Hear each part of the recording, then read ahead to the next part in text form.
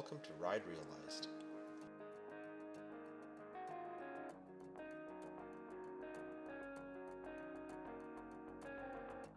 As always, you'll have to refer to the manufacturer instructions to make sure that all bolts are torqued appropriately and Loctite is used where necessary. So I just got done installing the rally bars on my 800 Pro. I want to go through what's different about the bar, what's needed for the installation, pilot hole drilling, the different lengths, the bend to the bar. I have them installed with the Cycra Probend handguards with the bar clamp mounts, not the actual bar mounts like you'll see with Barkbusters. It gets rid of that piece. It makes it a little bit cleaner.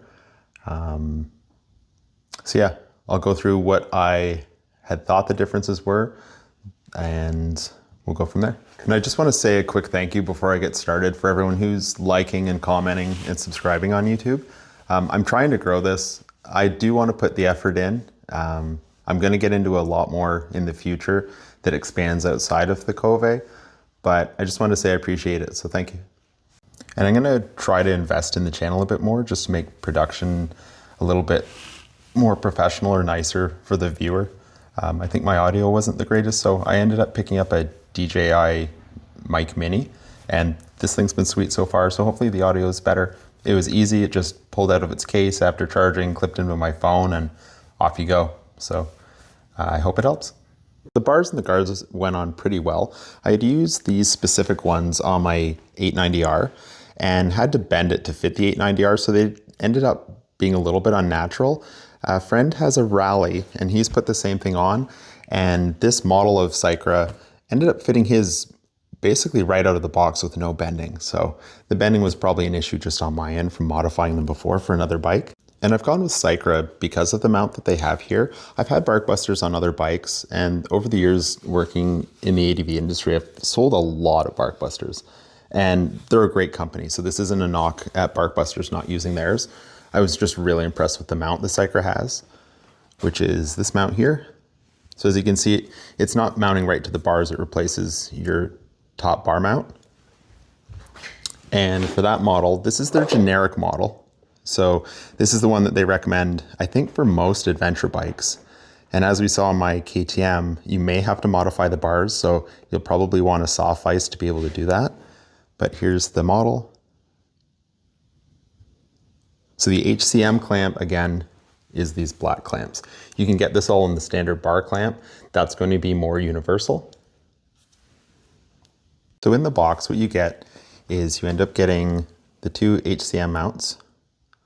You get the backbones. You get the primary plastics. The plastics have two pieces that can be removed for more airflow, or they can be added in for more protection. Then you get the hardware to mount the plastics, and then the bar and bolt, the main bolt for the HCMs. And then they have two expansion plugs. So the expansion plug in it right now is a little bit beefier than this one. They're both about the same OD, but there's a little bit more meat on this one, so I ended up using that one in the bike. And then you get replacement bolts on the top as well. And then the final piece for installation is just the bar right from Kove, which is this part. So why did I move from these to the Rally bar? So as I mentioned, on my 890 I had the Cycras already. I wanted to make use of as many parts off the bike because it's being sold to move to this bike. You don't get the value selling used, so if I can take some of the parts off, it just helps out.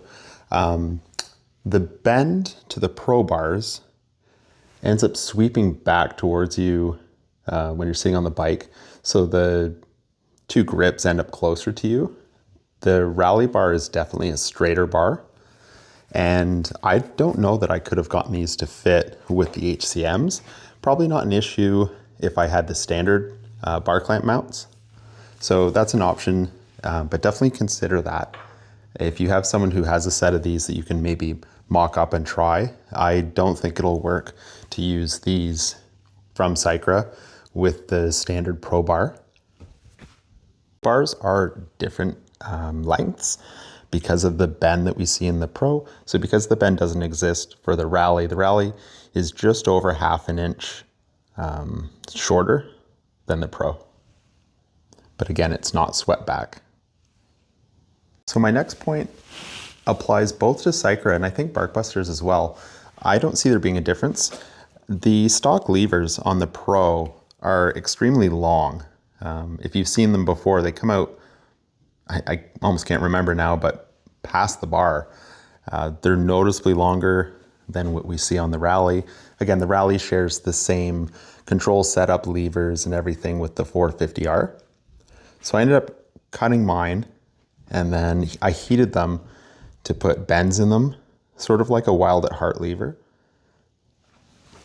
And that has to be done or they will have conflict with the backbones. And this bike is still new to me. I've been through it a fair bit.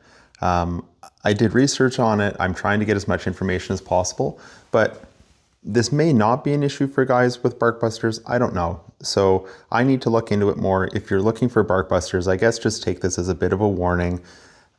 Be aware it might be an issue for you. You may be into aftermarket levers or cutting yours if you have the means to do so.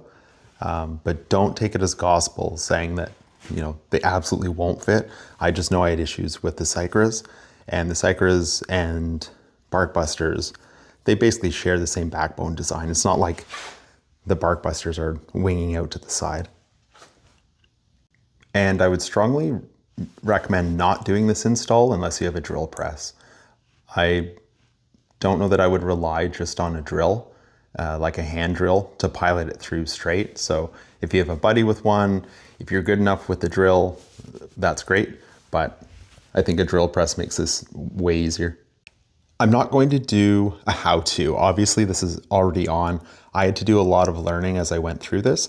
I'm just going to point out maybe some of the important info as you go through removing each component, and hopefully that helps.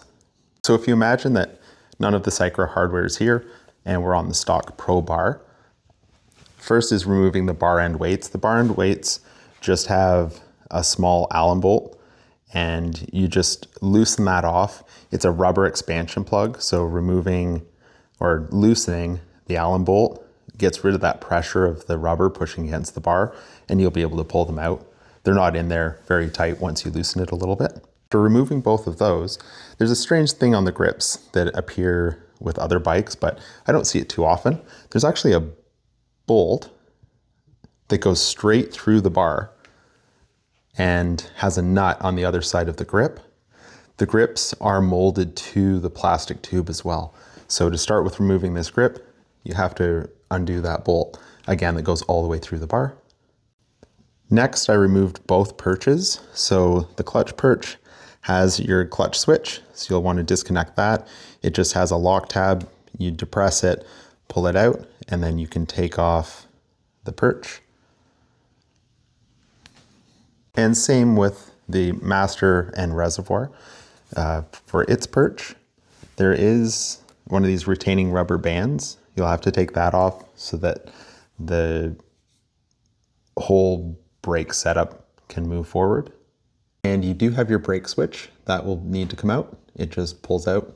It's 2 spade tabs, 2 spades, just like that. And then your throttle tube is connected to the cam. So we're going to do that later. It does not come off like the left one does with the screw or with the bolt that goes all the way through. On the bottom of the left button assembly, if you haven't removed these before, they typically are a clamshell design that will open up from the bar, but they usually have 2 bolts or screws on the bottom. On the left side, once you remove those 2 from the bottom, you're able to gently pry it open. Just be mindful of the electronics in there. And then there is a clamp ring. It's basically beneath right here, and it's a Phillips screw, and it just clamps the bottom portion to the bar. And once that clamp is removed, this assembly can pull forward and off of there. There is a locating pin that just goes into, it's the bottom side. And on the kill switch, it's going to be the same thing. We talked about the other side. Two screws to remove. They're easy to find. Sorry if you can't see them on the video. And then on the cam housing, there's a screw here. Again, it will open up. And once the cam housing is opened, you're going to have access opening the kill switch from the bottom. There are two extremely small silver screws, plastic screws that are holding it. And just be mindful, they're a little bit hard to see at first. You'll definitely want a jeweler's screwdriver. Actually, I remember now, this doesn't have enough slack in the cables to be able to just pull right off the side. You actually have to unclamp the bar at that point and then pull the bar out from this unit, and it just sort of stays here. And then I moved on to drilling the pilot holes that are required. There are no pilot holes in the Rally that I used in the Pro. Sorry, there was a squirrel outside on the tree. It was throwing me.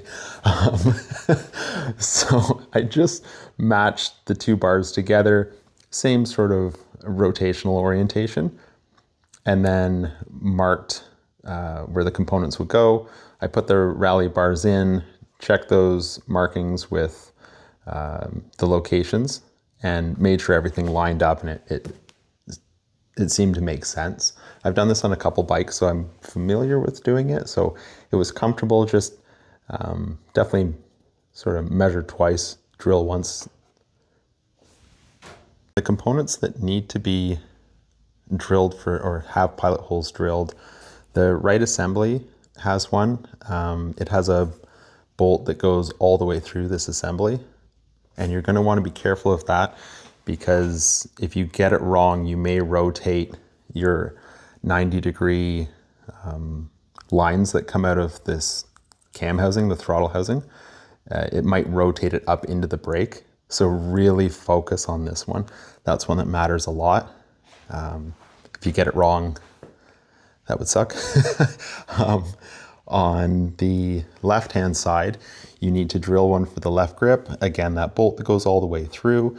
It's not really a big deal. If you screw up where the screw goes, it's just going to alter the rotation of the grip. But you do want to make sure that you're in from the end of the bar enough so that you have a little bit of a lip. So use a vernier caliper, some kind of fine measurement, and make sure you're marking that the correct distance to allow for a little bit of excess. Again, where on the bar, like rotationally you put it, doesn't matter as much. Final hole I did was just a single side hole. It's just a locating pin for this. It's basically right here up in the bottom where this housing connects to the bar, and it just stops it from spinning at all, because it only has those two screws that I took out. So you'll have to do that as well. All three, I use the same size drill bit. What do I think in the end? In the end, I'm happy with the Pro bars. I'm glad I switched to them. I'm happy that I was able to utilize the Cycras that I already had, so I don't need to go buy another set, and now I have that protection. Again, like we saw with the crash bars don't extend very far, so this is going to be a substantial impact point. In terms of the straight bar versus the curved, I think curved would maybe be a little bit nicer on the road for seated position, but it's not that different. Like, these will be a bit nicer standing. Again, it's not a huge change. And other than that, they're black, they match better. Yeah. Would I buy them if I didn't have the Cycras? I probably wouldn't. I would probably try to find some kind of handguard. I think the handguards are something I would absolutely go with if I could find something to fit the stock Pro bars. Again, the bends, I don't notice them. Like, they're there, but is it going to make that much of a difference that you redo all of this? I don't think so, but to each their own. So thanks for watching. I hope this was interesting or helpful, at least something that you can watch on your Saturday. Again, I appreciate the feedback and comments that I'm getting. I could definitely use a lot more. If you have any comments or feedback on the channel and the videos themselves, something you'd like changed, if I can step it up at all, I'm definitely open to doing so. And any content that you want, again, post away. If you feel that there's something missing on YouTube that hasn't been repeated 1,000 times by every other creator, I have access to a good amount of gear in the ADV market. I'm pretty familiar with a lot of the gear and have access to a fair bit of it. So I'm going to start covering more of that later, and maybe a bit more on people who are actually traveling, tutorials, info on destinations from tour guides, hopefully. So if you're doing travel, maybe that will be of interest as well. And I want to point this out as well before I forget. There is pretty tight tolerances once these are installed with the screen.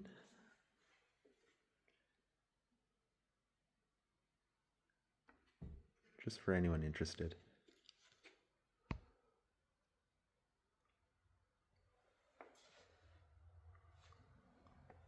So we have some thoughts at the shop that because there's the ISO mounts in here, if there was enough forward pressure, it would push in and hit the screen. But we've pushed and it would take a lot of force.